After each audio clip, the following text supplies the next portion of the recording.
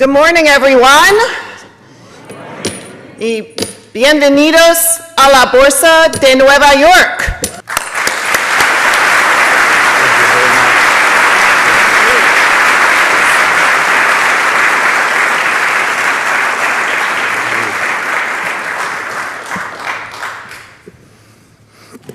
Hola a todos.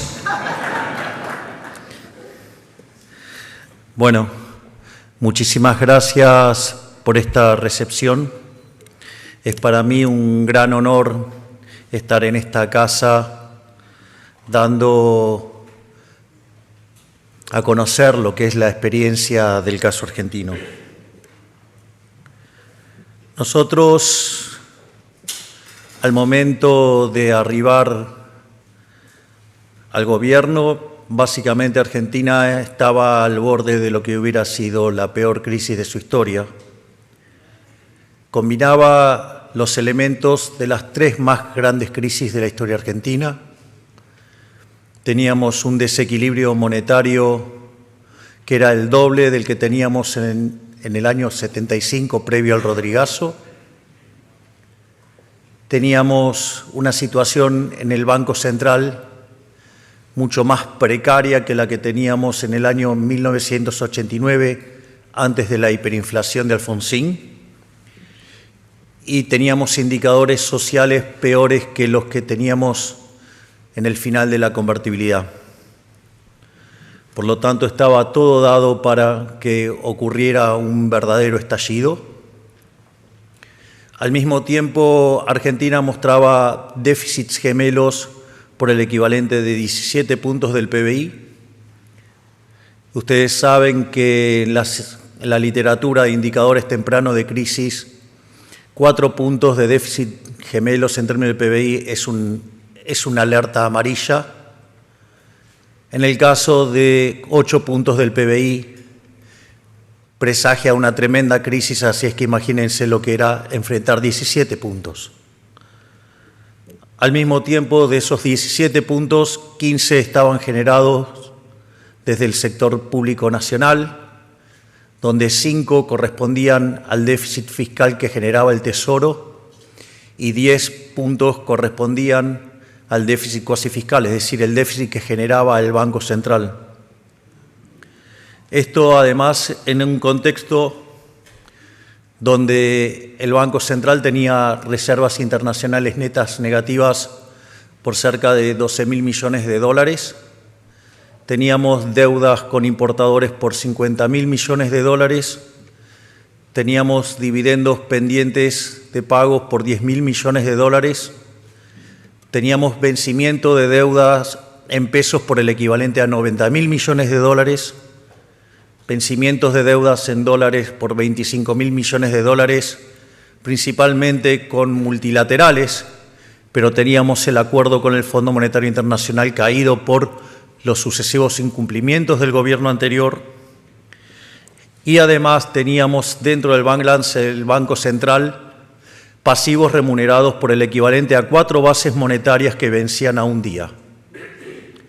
En definitiva, estaba todo dado para que hubiera una verdadera catástrofe. Sin embargo, nosotros nunca nos quejamos de la herencia, solo la describimos, porque también hay que ser sinceros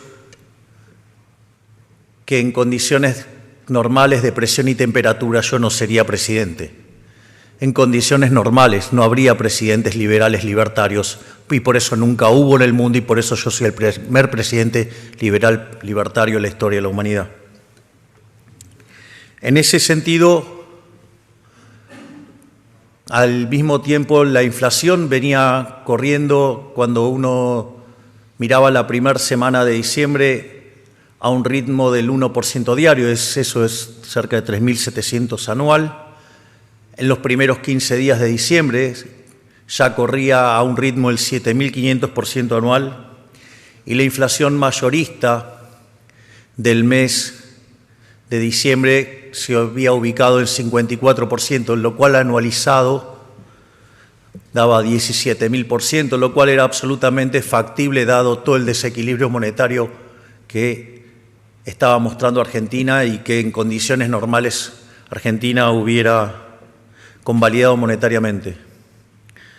Por lo tanto, para evitar la catástrofe que hubiera causado una hiperinflación, necesitábamos cortar rápidamente con la emisión monetaria. En ese sentido, lo primero que emprendimos fue en el lado del Tesoro un fuerte ajuste fiscal y nos propusimos como meta alcanzar el déficit cero. La meta del déficit cero en términos financieros implica que la deuda no crece más. Si la deuda no crece, la relación deuda-producto es no creciente, por lo tanto el país se convierte en un deudor solvente y por lo tanto digno de crédito. Esa tarea que nosotros nos habíamos propuesto alcanzar en el primer año de gestión, todo el mundo nos decía que era imposible que hiciéramos un ajuste de 5 puntos del PBI, que solamente en el mejor de los casos se podía hacer un ajuste de 1 punto del PBI. Además, en los últimos 123 años de historia, Argentina mostró déficit fiscal en 113 y en los 10 que tuvo superávit, ese superávit es engañoso porque Argentina estaba en default y no pagaba intereses. Y sorprendentemente, y gracias a la enorme labor del enorme ministro de Economía que tengo, que es Luis Toto Caputo, quien está aquí, alcanzamos el equilibrio financiero en el primer mes de gestión. Hoy ya llevamos 8 meses de superávit financiero. Hemos logrado reducir el riesgo país de niveles del 2.900 puntos a 1.300 y con una tendencia a que siga bajando y con un compromiso inquebrantable sobre las cuentas públicas. De hecho, días atrás me tuve que ver forzado a vetar un aumento irresponsable de las jubilaciones por parte del Congreso, donde increíblemente, mientras que durante la administración anterior las jubilaciones perdieron cerca del 40%, en términos reales y que durante nuestro gobierno llevan ganado más del 5% en términos reales, votaron una ley que implicaba un aumento de por lo menos del gasto público de 1.2 del PBI.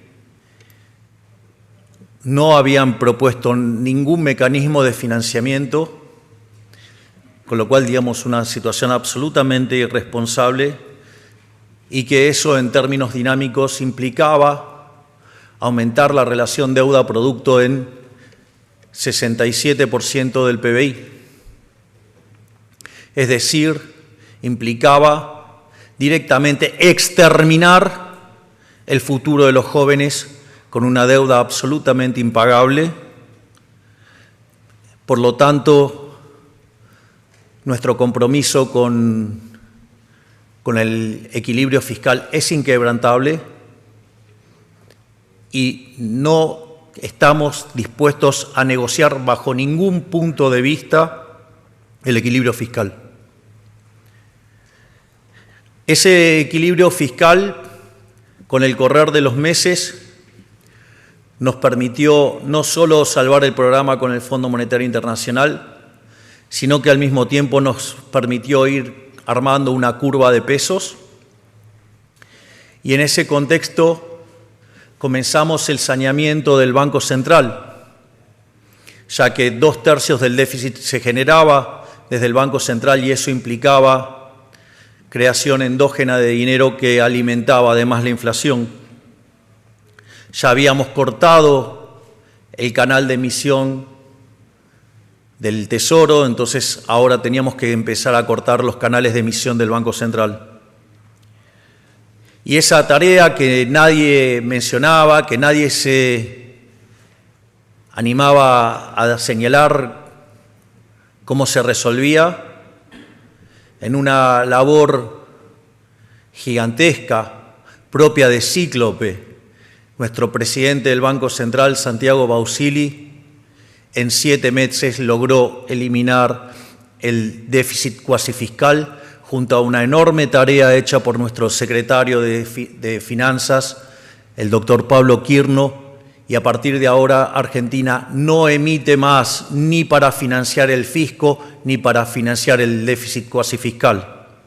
Por lo tanto, estábamos en condiciones de avanzar hacia no solo ahora una situación de déficit cero, sino que estábamos en condiciones de avanzar hacia una situación de exceso de oferta de dinero cero. Esto significaba que estábamos en condiciones de emitir solamente contra compra de dólares.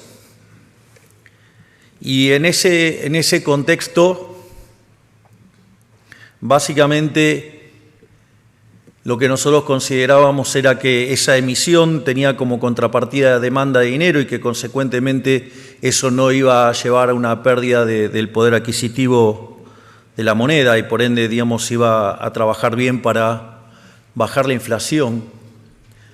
Sin embargo, en la medida que fuimos avanzando nos dimos cuenta que, en rigor, dado el control de capitales que aún persiste, que si bien es mucho menor que el que teníamos cuando iniciamos, solo para que tengan un orden de magnitudes, cuando nosotros llegamos solamente se pagaba el 15% de las importaciones y hoy se paga el 95% de las importaciones. Y en ese sentido aún tenemos problemas de stocks que resolver y eso tiene consecuencias en el diseño de la política monetaria que voy a explicar dentro de un rato. Pero una de las cosas que nos dimos cuenta es que cuando uno tiene libre movilidad de capitales, aquellos que traen los dólares están comprando pesos y esos pesos los compran para hacer transacciones y por eso no genera inflación.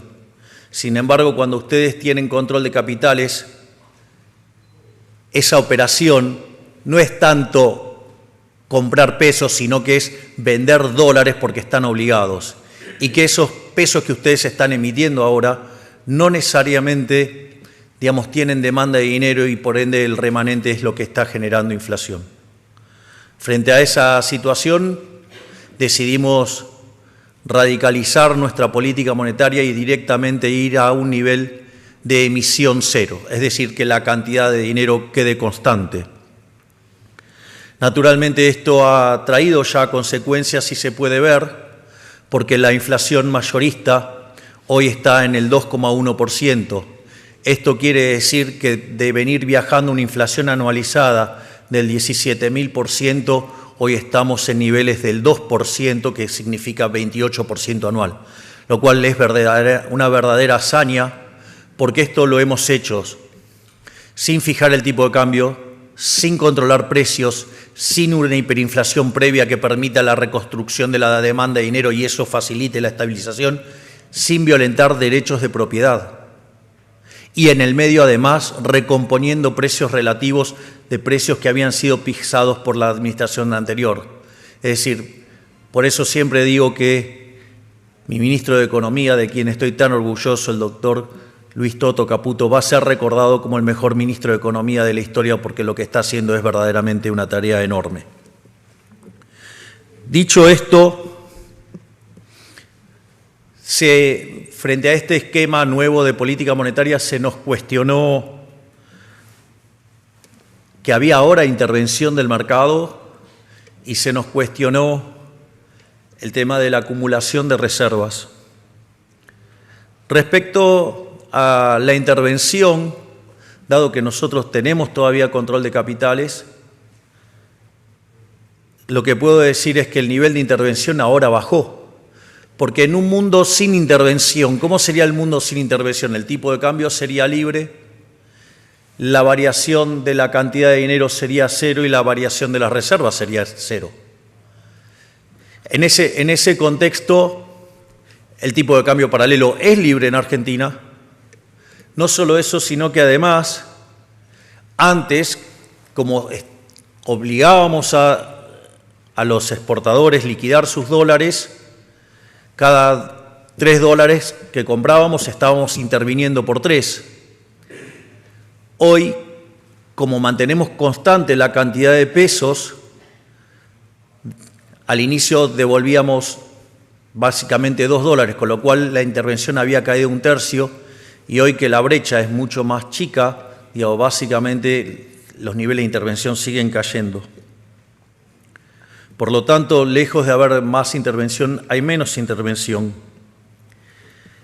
Al mismo tiempo, se nos cuestiona el tema de la acumulación de reservas, y la verdad que es un argumento bastante ridículo y pobre conceptualmente, porque la pregunta es, si ese argumento fuera cierto, significa que entonces todos los países que tienen tipo de cambio libre entrarían en default, lo cual es una tontería enorme. Básicamente nuestro argumento es que los dólares para pagar los servicios de la deuda tienen que ser comprados con superávit fiscal, tienen que ser comprados con disciplina fiscal, con ahorro fiscal y no con emisión monetaria. Porque cuando ustedes lo compran con emisión monetaria, en realidad lo que están haciendo es estafar a los ciudadanos, porque por un lado ustedes compran dólares, inyectan pesos, ¿sí? Pero esos dólares que tiene el Banco Central comprados con emisión de pesos, después el gobierno coloca bonos sobre el Banco Central. De hecho, el máximo acreedor del Estado Nacional es el Banco Central. En la última administración, el Tesoro le robó al Banco Central y por ende a los argentinos 45.000 millones de dólares. Y por lo tanto nosotros no vamos a habilitar esa estafa. Se terminó el momento en el cual el Estado argentino estafe principalmente a los argentinos de bien y a sus acreedores. Por lo tanto, los dólares se van a comprar con superávit fiscal y no con impuesto inflacionario encubierto. Dicho esto, no solo hemos trabajado en la estabilización de la macro, otra de las grandes demandas que tenía mi job description como presidente era no solo domar la inflación, lo cual está en camino, sino que además teníamos como agenda reducir la inseguridad. Argentina parecía tierra de nadie, parecía que era imposible controlar las marchas, los piquetes y todas esas actividades fuera de la ley que obstruía la posibilidad de trabajar tranquilo a los argentinos de bien. Y en ese sentido también quiero reconocer la enorme tarea de mi ministra de Seguridad, la doctora Patricia Bullrich, que también está aquí con nosotros donde frente a la primera marcha desarrolló el protocolo antipiquete y a partir de ahí no se cortó más una calle en Argentina. Y de hecho llevamos 4 meses sin que haya un piquete, o sea, ya desistieron totalmente. Y no solo eso, sino que en la provincia de Santa Fe, en la ciudad de Rosario, un foco que suele ser víctima del narcotráfico, en el último mes se logró 0 homicidios y lleva en lo que va la implementación del Plan Bandera una caída del 80%. Por lo tanto, también estamos cumpliendo con esa parte que requería el job description de terminar con la inseguridad. No solo eso, sino que además desde la propia campaña hemos tenido una clara posición internacional. Es más, Siempre dijimos que íbamos a estar aliados con el mundo libre, que íbamos a estar en contra de los autócratas. Ya siendo diputado, me había manifestado en favor de Ucrania frente a la invasión rusa. Y además era tan claro mi alineamiento con los Estados Unidos, independientemente de quién vaya a ser el que gobierne Estados Unidos, porque es una decisión estratégica ser aliado de Estados Unidos como representante del mundo libre. También dijimos que nos íbamos a alinear con Israel, también señalamos que nos íbamos a alinear con el mundo libre y que íbamos a rechazar de plano la Agenda 2030 y todo lo que tiene que ver con el catecismo woke. En ese sentido, en el día de ayer, mi grandiosa canciller, la doctora Diana Mondino, que está acá, dio una verdadera clase de por qué Naciones Unidas no debe alejarse de su objetivo original de mantener la paz y debería dejar de abrazar toda la agenda socialista que lo único que conduce es al empobrecimiento.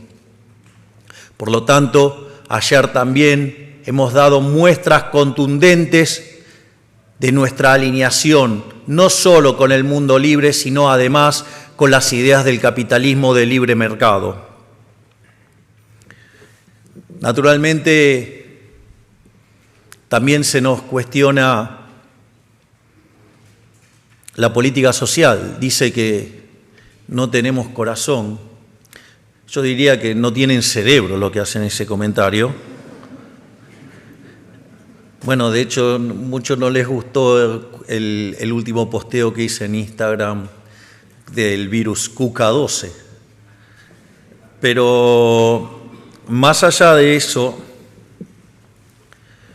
en términos, las únicas partidas que crecieron fuertemente durante nuestro gobierno fueron lo que tiene que ver con el gasto de contención social. Nosotros sabíamos que hacer el ajuste fiscal más grande de la historia de la humanidad implicaba poner en riesgo la situación social, y ahí no solo que hemos duplicado las partidas, de hecho lo que tiene que ver con los dos planes más importantes que tiene Argentina, que es la asignación universal por hijo y la tarjeta alimentar, no solo que se duplicó, sino que además, más que duplicó, sino que hoy cubre la canasta básica total. Por lo tanto, eso representa una mejora sustancial respecto a lo que el gobierno populista y tan preocupado por la gente solamente cubría la mitad.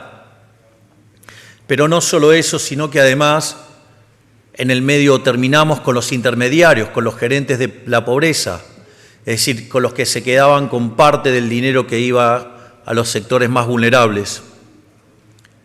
Y obviamente que tocar esos privilegios, tocar esos robos, digamos, generó muchas operaciones de prensa en contra de nuestro gobierno, operaciones de prensa que además están sobreestimuladas por el simple hecho de que les cortamos la pauta publicitaria. Nosotros creemos en la libertad de verdad, no digamos de que un gobierno tiene que estar sobornando periodistas para que los periodistas digan lo que uno quiere. Si son tan buenos, que compitan en el mercado y que se ganen el favor del consumidor como se ganan todas las empresas de bien su mercado. Pero esto no es todo.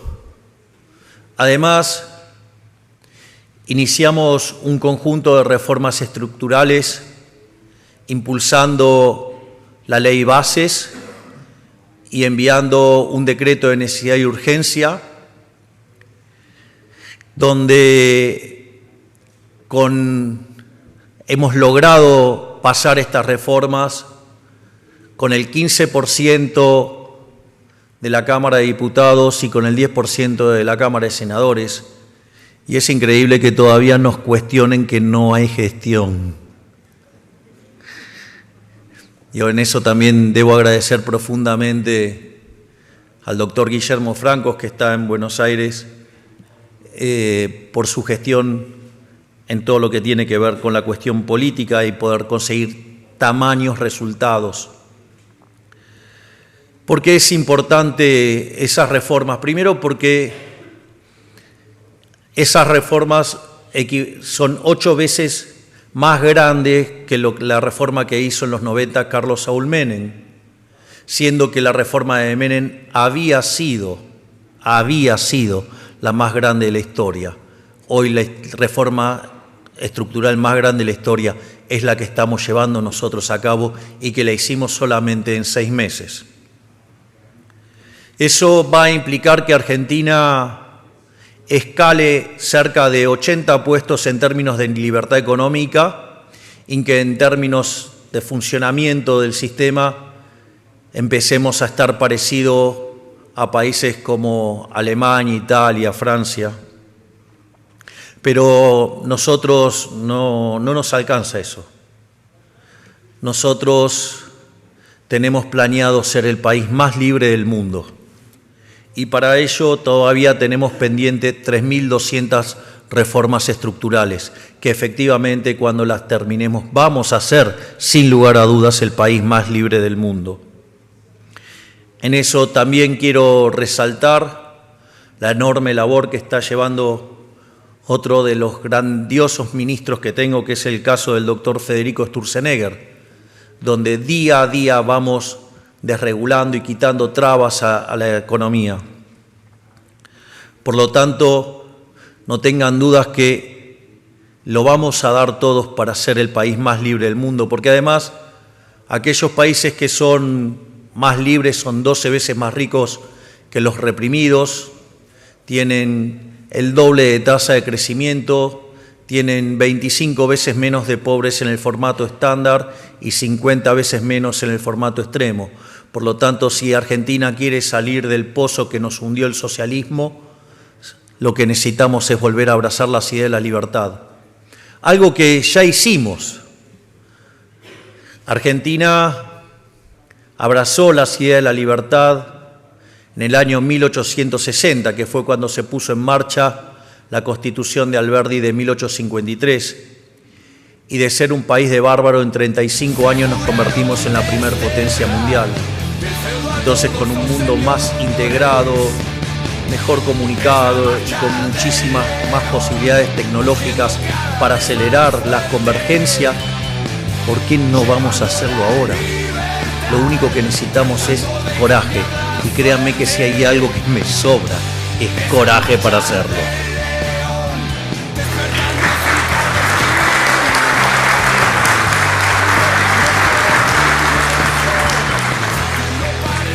Finalmente, la pregunta es, ¿y cómo van a crecer? El primer punto es el crecimiento, digamos, o la expansión va a tener dos partes. Una parte que va a tener que ver con lo que es la recuperación cíclica. De hecho, hoy cuando uno mira las series de la economía, el 80% de las series están empezando a arrojar resultados positivos. Es decir, el mapa de actividad argentina empieza a pintarse casi totalmente de verde. Y eso se debe a que en parte está ocurriendo una recuperación cíclica. Hace 5 meses que los salarios le vienen ganando sistemáticamente a la inflación, es decir, tenemos mejora de los salarios reales. Eso también aplica a las jubilaciones.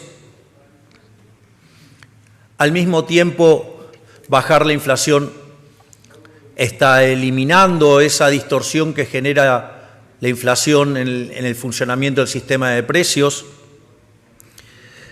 De hecho, también quiero mencionar algo porque la experiencia argentina también muestra algo interesante en materia de estabilización, y es que la forma sana de corregir la inflación no es subiendo la tasa de interés, sino que es dejando de imprimir dinero. porque lo que hay que saber es que la tasa de interés existe independientemente de que exista el dinero. La tasa de interés existe porque existe el tiempo, no porque hay un banco central imprimiendo dinero. Y eso fue un elemento muy importante porque cuando no hicimos caso de las recomendaciones de subir la tasa de interés como mecanismo de estabilización, hubiéramos tenido una relación de pasivos monetarios en términos de base monetaria de cerca de 10 veces hoy y estaríamos discutiendo las características de la hecatombe argentina y no de cómo Argentina logró terminar con la inflación. Pero a veces es necesario volver a las raíces, hay que volver a leer los autores del siglo XIX e inicio del siglo XX, antes de que apareciera la aberración de 1936 llamada Teoría General del Interés y el dinero, Teoría General de la Ocupación, el interés y el dinero de ese ser siniestro que fue John Maynard Keynes. Dicho esto,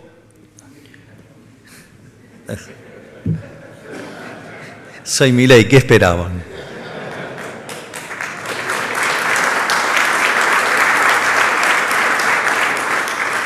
Dicho esto, también tenemos un elemento que nos juega a favor, que es la recomposición de stocks.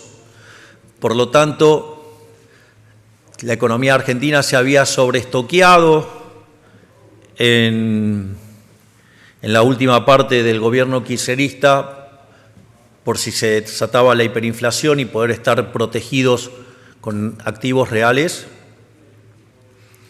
Y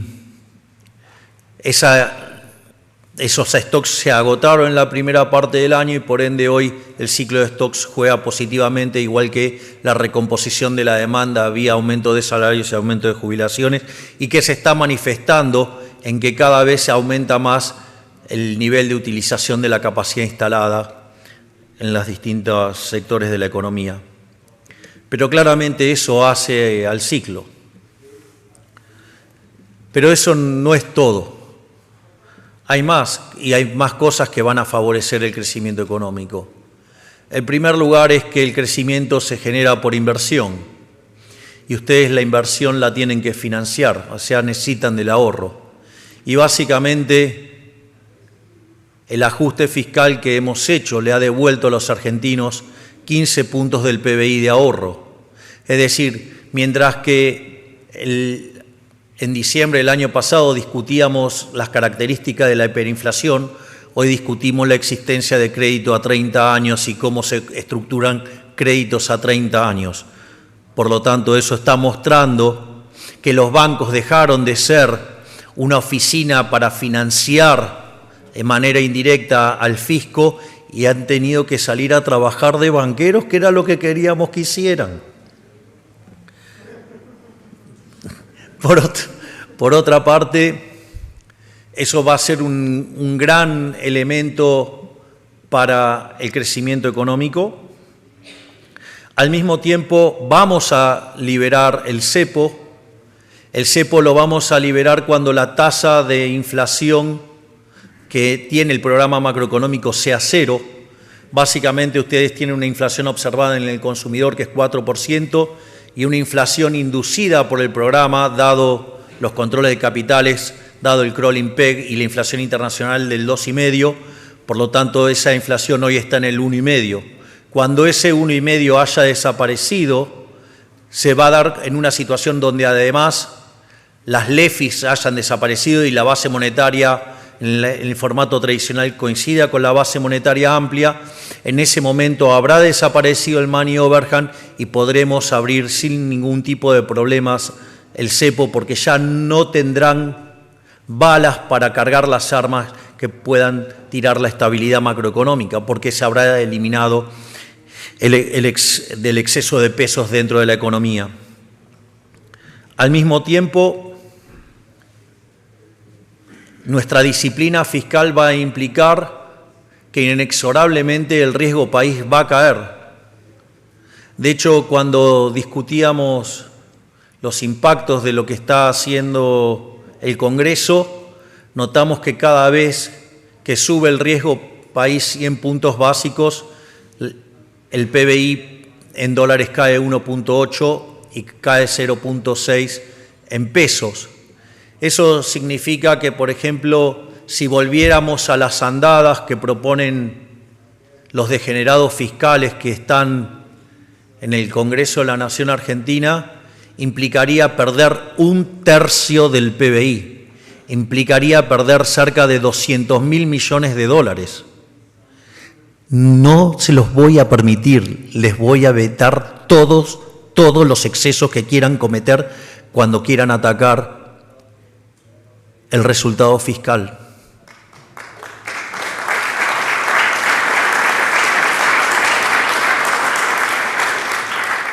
Y la consecuencia de ello será que inexorablemente el riesgo país va a caer, la tasa de interés va a bajar y consecuentemente vamos a acelerar la acumulación de capital, va a aumentar la productividad y la economía argentina va a crecer y va a recuperar sus salarios. Y una última nota sobre el cepo, a diferencia de todas las otras experiencias que se salió con yendo, digamos, el tipo de cambio oficial hacia el paralelo, estamos demostrando que se puede hacer desde el paralelo hacia el oficial. Cuando lanzamos el programa de emisión cero, básicamente lo que nosotros enfrentábamos era una situación donde el tipo de cambio paralelo estaba en 1.500, donde los pronósticos de los analistas decían que en las próximas semanas se iba a ir a 2.000. Hoy el tipo de cambio paralelo está en 1.200 y en algunas mediciones en 1.190, mientras que el tipo de cambio oficial corregido por el impuesto país está en torno a los 1.100, es decir que hoy la brecha se está comprimiendo a menos del 10%, por lo tanto cuando dijimos que se va a cerrar la brecha desde arriba hacia abajo, lo estamos cumpliendo y el día que terminemos de levantar el cepo, se cerrará el exceso de demanda de divisas y por ende se cerrará el exceso de oferta en el mercado de bonos y por ende subirá el precio de los bonos, bajará la tasa de interés, cerrará el exceso de oferta en el mercado de bienes, habrá una expansión adicional en la actividad económica, se cerrará también el exceso de oferta de trabajo y por lo tanto habrá mayores salarios con mayores empleos y por lo tanto con menos pobres e indigentes. Por lo tanto, quiero decirles que Argentina se está poniendo de pie, abrazando las ideas de la libertad. Estamos comprometidos en hacer el mejor gobierno de la historia, estamos comprometidos en ser un faro de luz para las ideas de la libertad, para que todo el mundo deje de lado las ideas socialistas y vuelvan a abrazar las ideas de la libertad y estamos convencidos que lo vamos a lograr. Así es que muchísimas gracias y ¡viva la libertad, carajo!